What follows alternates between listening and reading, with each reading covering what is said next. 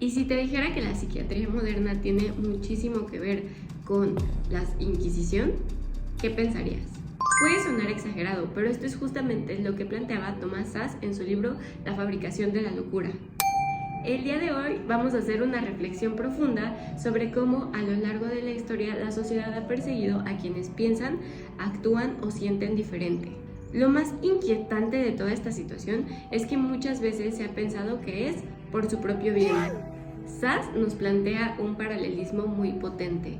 Esto porque anteriormente los enemigos de la sociedad eran las brujas, los herejes, los judíos y los que hoy en día simplemente son etiquetados como enfermos mentales.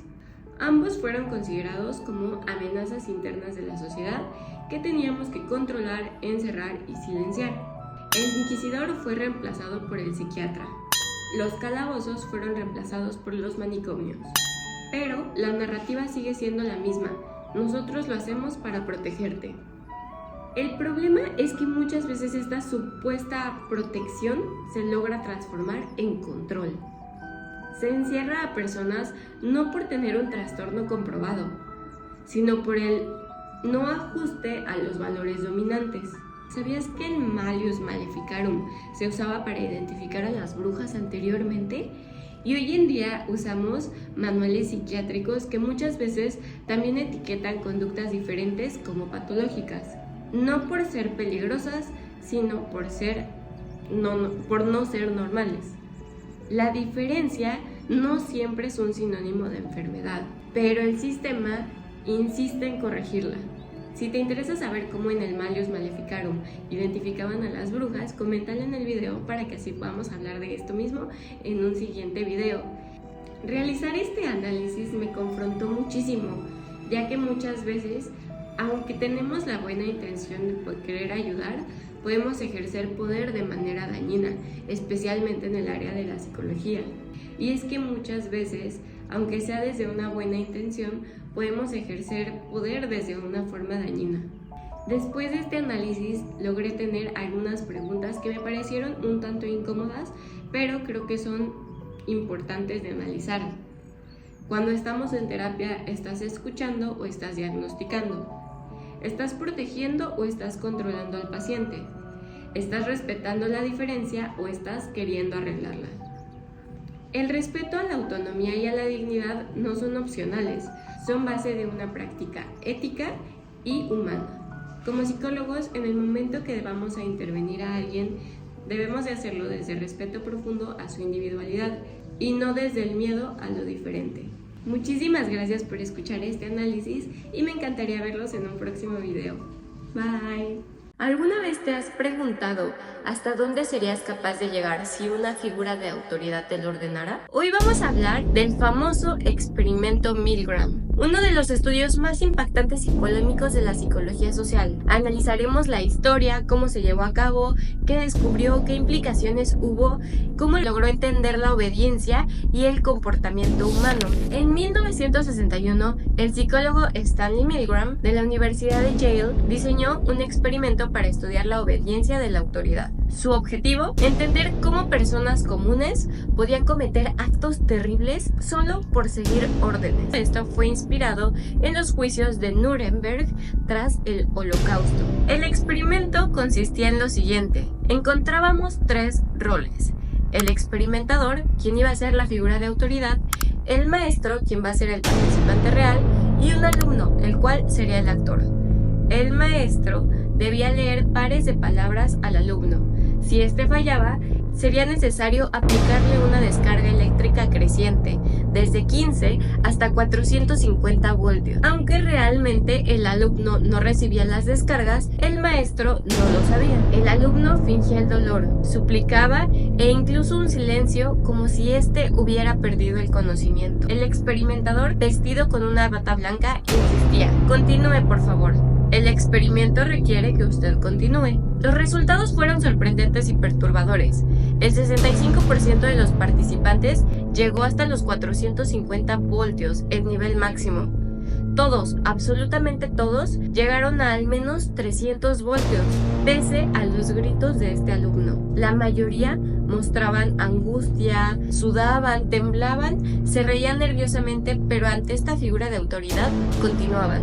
¿Qué nos dice este experimento sobre la naturaleza humana? La obediencia y la autoridad. Las personas tienden a obedecer figuras que perciben como legítimas, como alguien con bata blanca o un puesto de poder. Esto se conoce como legitimidad de la autoridad. La agencia moral desplazada. Se veían a sí mismos como agentes de la voluntad de otro, no responsables directos. La distancia emocional. El hecho de no ver a la víctima real y solo oírla aumentaba la obediencia. Gradualidad. Las órdenes iban de pequeñas descargas hasta grandes descargas. Este proceso gradual hacía más difícil detenerse. El compromiso era escalonado. La presión situacional. El contexto y la insistencia del experimentador tenían más peso que las creencias morales del participante. El experimento fue criticado por el daño psicológico que causó a los participantes. Esto llevó a la creación de 3 códigos de ética mucho más estrictos en la psicología: el consentimiento informado real, el derecho a retirarse sin presión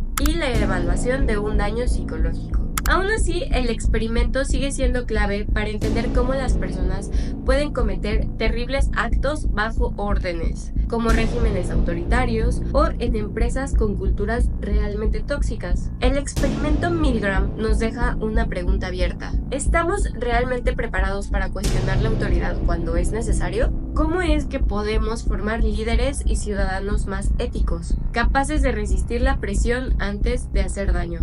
El reto de un psicólogo es crear entornos que promuevan la reflexión, el pensamiento crítico y la responsabilidad social.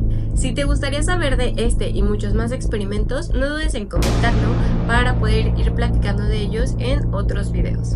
Bye. Hola, ¿qué tal? Muy buenos días, mi nombre es Montserrat Obando y hoy vamos a hablar de un tema súper importante. ¿Alguna vez te has preguntado si hablar de tus gatos, de tus perros, del menú de la escuela, del menú del trabajo, influye o tiene alguna relevancia dentro de la terapia del psicoanálisis? La respuesta es sí, y en este video te voy a explicar por qué. Carlos Sánchez nos dice que la conversación ordinaria es aquella que fluye sin ningún objetivo, donde las personas se permiten irse por las ramas, platicar sobre distintos temas como, ya lo mencionamos, tu película favorita, el menú de la escuela, donde te permite simplemente empezar a platicar. ¿Pero qué tiene que ver esto con el psicoanálisis? Mucho. Aunque Freud dijo que la terapia debía diferenciarse de la charla cotidiana, hoy muchos psicoanalistas la integran como una herramienta sutil, especialmente en casos donde el paciente no se puede asociar libremente. Vámonos a explicarlo de una manera más sencilla. Este es el paciente B. El paciente B es un paciente que durante años se mostró rígido, contenido, frío dentro de la sesión, hasta que un día le preguntó a su analista si había visto Arizona Baby, una película. Esta simple pregunta sobre la película fue la entrada a una conversación cargada de emociones, recuerdos de su infancia y reflexiones profundas. Fue la pregunta que básicamente rompió el hielo dentro de la sesión y la que permitió que él se permitiera abrirse con el analista. Esa charla no fue para nada una distracción. Fue el inicio de un trabajo terapéutico más vivo. El analista del paciente B respondió sin interpretar de inmediato, pero dejándose llevar por el vínculo, por el deseo de hablar desde ese afecto compartido. ¿Pero por qué funciona? Hay 4 razones por las que una conversación ordinaria puede funcionar dentro del psicoanálisis. La primera es que la conversación ordinaria activa el preconsciente, ayuda al paciente a pensarse y reconocerse. La número 2 es que es una vía para restaurar el yo narrativo. Hablar nos ayuda a reconstruir una identidad fragmentada, especialmente en brotes psicóticos. Una que yo considero muy importante es que genera un vínculo, no solo de transferencia. ¿Qué quiere decir? El analista se convierte en alguien real, alguien que sostiene y reconoce al paciente. La número 4 es que está en línea con la asociación libre. No la reemplaza, pero la prepara. Favorece el proceso de simbolización y fantasía. Esta visión no significa abandonar la técnica, sino flexibilizarla. Cuando el paciente no puede simbolizar, cuando el silencio se vuelve un abismo o cuando el lenguaje está desconectado. ¿Cómo lo podemos ver? Cuando en sesión se mantiene un silencio total, esto nos puede ayudar como que a romper el hielo con el paciente y permitir que éste pueda abrir sus emociones. El analista deja de ser un receptor pasivo y se convierte en un participante cuidadoso. La conversación ordinaria no es cualquier cosa, es una forma delicada de construir presencia, sostén y subjetividad. Así que la próxima vez que tú quieras hablar sobre tu comida favorita, sobre el menú del restaurante, sobre tu escuela, sobre tus perros o tus gatos, puedes estar seguro que esta va a formar parte de tu terapia y puede ser el hilo en el que empiezas a tejer esta historia. Si te interesa seguir profundizando sobre este y muchos más temas, cuéntame, ¿lo has vivido como paciente, como terapeuta? Muchísimas gracias por ver este video y nos vemos en el que sigue. Gracias. Hola, ¿qué tal? Muy buenos días, mi nombre es Montserrat Obando y hoy vamos a hablar de un tema súper importante y este es los trastornos alimentarios. Cómo es, cómo se dan, cómo se tratan, cómo se sienten y cómo la terapia cognitivo-conductual nos va a poder ayudar a tratar este tipo de trastornos. Cuando hablamos de trastornos alimentarios nos referimos a alteraciones muy marcadas sobre cómo vemos nuestro peso, sobre nuestra imagen corporal, sobre nuestra relación con la comida y nuestro cuerpo. Esto no es solamente dejar de comer o comer de más. Son patrones que generan mucho sufrimiento, miedo a subir de peso y una preocupación obsesiva por la imagen corporal. Entre los más conocidos tenemos la anorexia nerviosa, la bulimia nerviosa y el trastorno por atracón. Aunque hay otros que no encajan exactamente en estas categorías, es importante aún así tratarlos. Dato curioso, ¿sabías que en Argentina, por ejemplo, hasta el 18% de las adolescentes presentan conductas de riesgo relacionadas con la alimentación? Es muchísimo. Y algo similar pasa en muchos otros países de Latinoamérica y el mundo. ¿Y por qué se dan estos trastornos? La verdad es que no solamente hay una causa, es un cóctel de situaciones, la genética, la biología y la cultura, situaciones emocionales, familiares y claro, el cómo nos percibimos a nosotros mismos. Algo muy importante de aclarar es que esto no es culpa de nadie, no es culpa de la persona que lo vive, no es culpa de sus familiares, sin embargo, lo importante es pedir ayuda y atenderlo a tiempo. La terapia cognitivo-conductual es la que más evidencia tiene para ayudar en este tipo de trastornos. Lo importante es que este no solamente trabaja con la conducta, sino también va a trabajar con los pensamientos. Es el quitarnos la idea de que debo ser perfecta, quitarnos la idea de que si como un panecito ya voy a subir 8 kilos, es trabajar con los pensamientos negativos que podemos tener. Aquí la terapia cognitivo-conductual busca romper el ciclo, a tener una dieta estricta, de la dieta estricta ir al atracón, del atracón ir a la purga, de la purga ir a la culpa y de nuevo a la dieta. En la terapia cognitivo-conductual tenemos 4 etapas y te las quiero explicar de una manera muy sencilla. En la etapa 1 vamos a romper el ciclo. ¿Qué es romper el ciclo? Vamos a crear un patrón regular de comidas. Es decir, puede ser 3 comidas y 2 colaciones al día. Vamos a eliminar periodos largos de no alimento. ¿Por qué? Porque esto puede ser un disparador de atracones.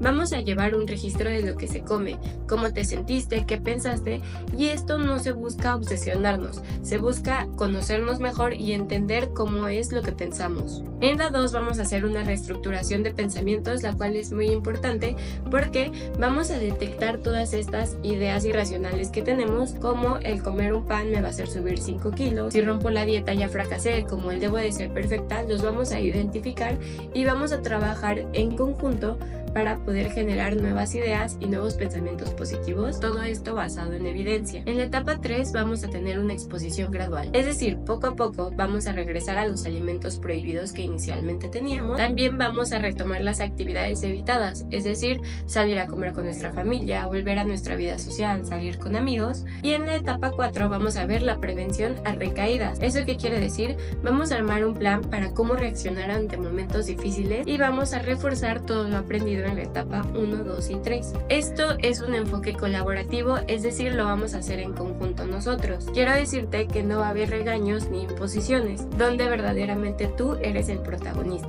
La terapia cognitivo-conductual es una de las herramientas más potentes que tenemos. Los estudios muestran menos atracones, menos purgas, menos miedo al peso y una mejor relación contigo misma. Con el tiempo vas a poder empezar a valorarte a ti misma, valorarte más allá de tu cuerpo, porque yo estoy segura que eres muchísimo más importante que una balanza. O tú o alguien que conoces está pasando por una situación como esta, no lo dejes solo. Buscar ayuda es el primer paso. La terapia cognitivo-conductual es una gran opción, pero lo esencial es acercarte a un profesional especializado.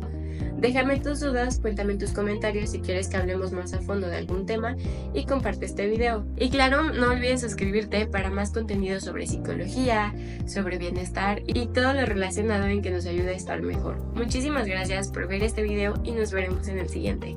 Bye.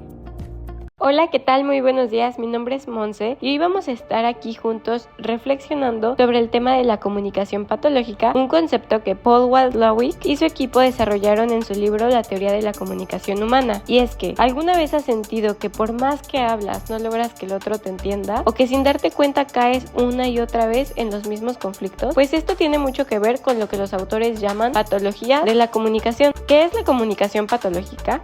La comunicación patológica aparece cuando los principios básicos de la comunicación, como el hecho de que es imposible no comunicarse o que todo mensaje tiene un nivel de contenido y otro de relación, empiezan a romperse y a distorsionarse.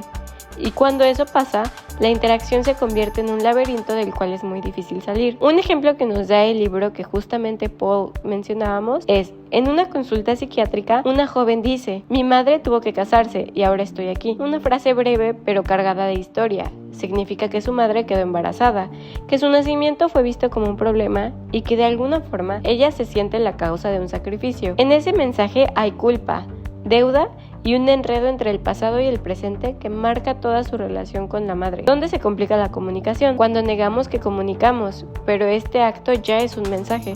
Cuando confundimos el contenido de lo que decimos con la relación que tenemos con el otro. Cuando desconfirmamos al otro, como si lo que dice no valiera, o como si ni siquiera existiera. Y eso genera un círculo vicioso. El otro responde desde esa desconfirmación y todo se vuelve cada vez más difícil de reparar. Lo importante es darnos cuenta. Estas patologías de la comunicación no solo dañan nuestras relaciones, pueden alimentar conflictos internos, síntomas y hasta contribuir al desarrollo de trastornos más profundos en ciertos contextos, como sucede en algunas familias con miembros que tienen un diagnóstico de esquizofrenia. ¿Cuál es la salida posible? La clave está en algo que quizá no hacemos suficientemente: metacomunicar.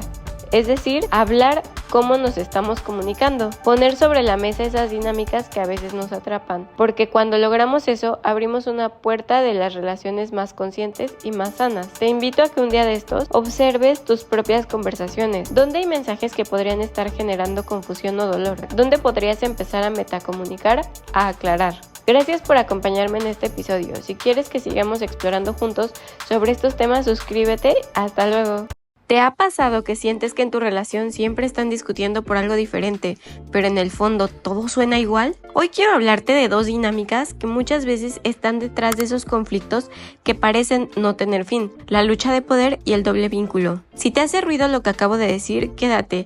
Esto te puede ayudar mucho. En consulta, muchas parejas dicen algo como: ya fuimos a terapia por un problema, lo resolvimos, pero ahora tenemos otro. Y así se la llevan, como si fueran tachando temas, pero nunca llega la calma. Lo que pasa es que a veces el problema no está en lo que discuten, sino en cómo se relacionan. Y ahí es donde entra el primer concepto: la simetría de la lucha de poder. Cuando una relación es simétrica y competitiva, todo se convierte en una batalla. ¿Y quién tiene la razón? ¿Quién manda? ¿Quién cede menos? Y lo que puede empezar como una conversación simple termina siendo una guerra de ver quién gana. Una vez alguien me dijo: mi esposa me demostró que yo estaba equivocado y aún así le dije que estaba mal por discutir conmigo.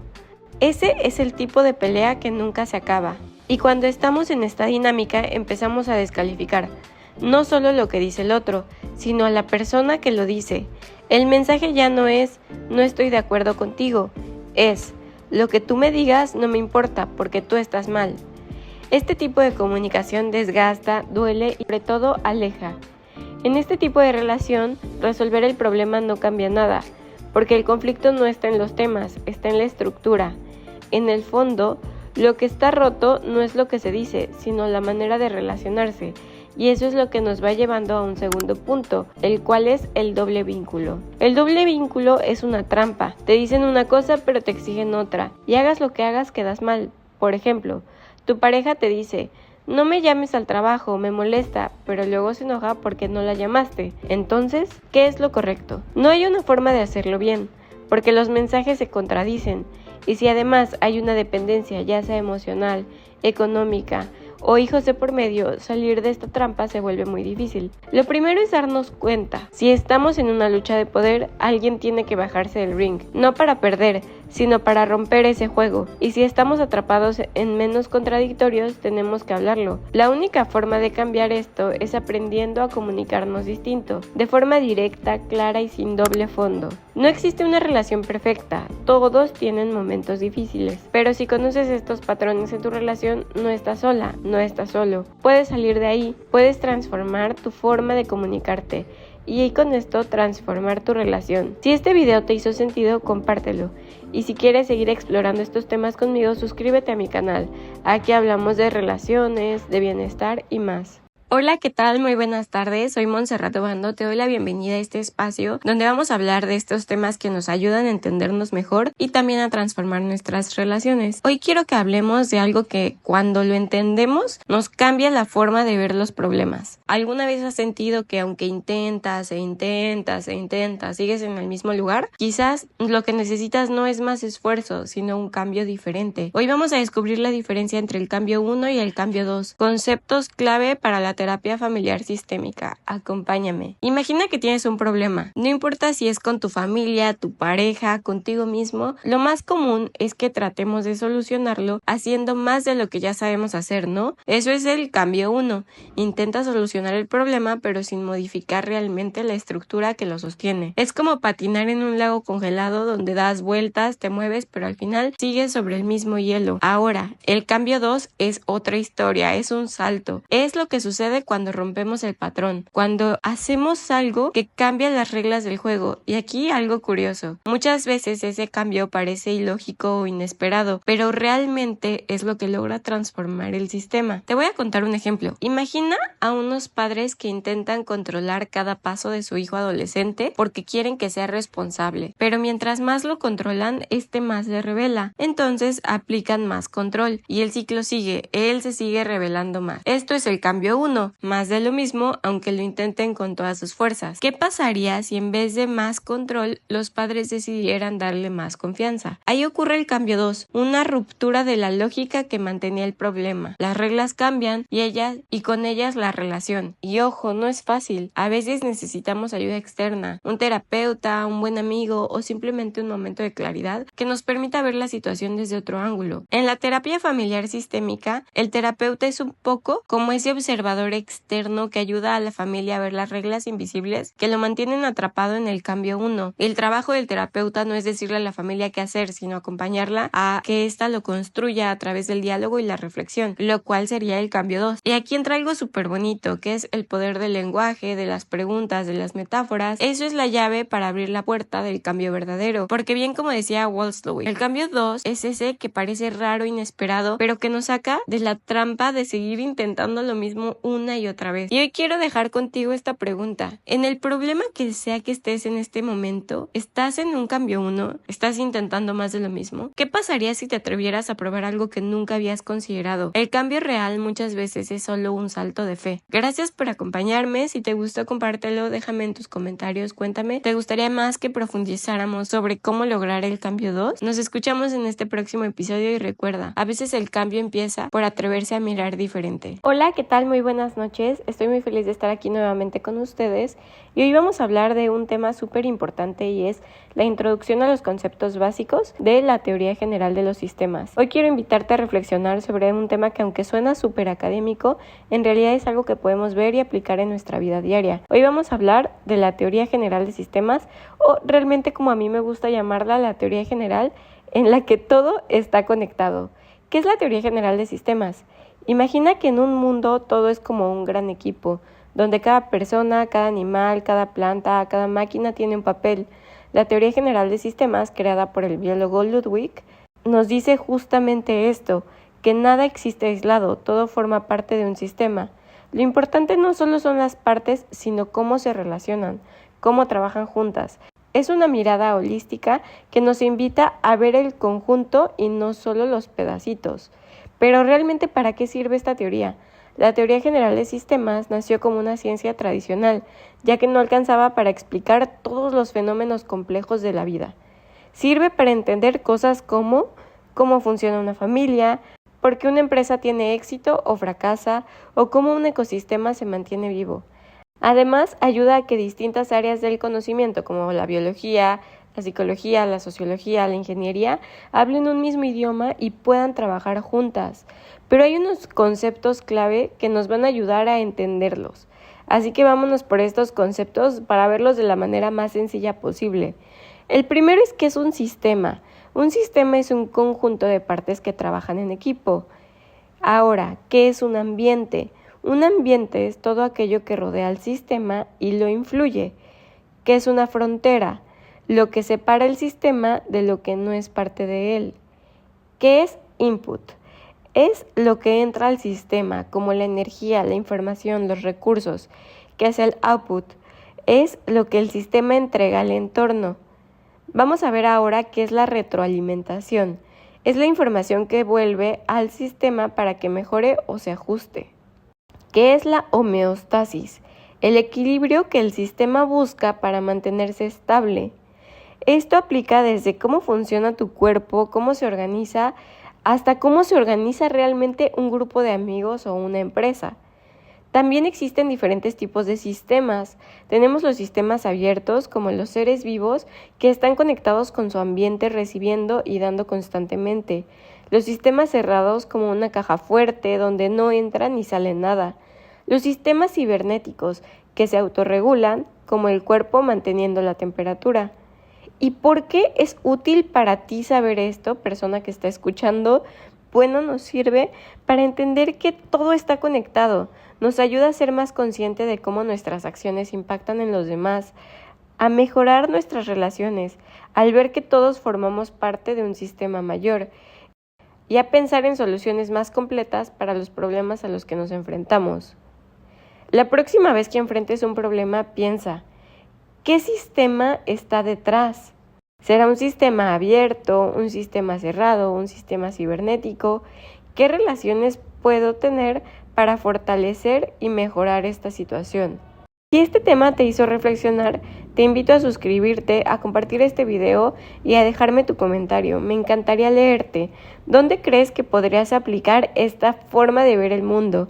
Gracias por estar aquí y nos vemos en el próximo podcast.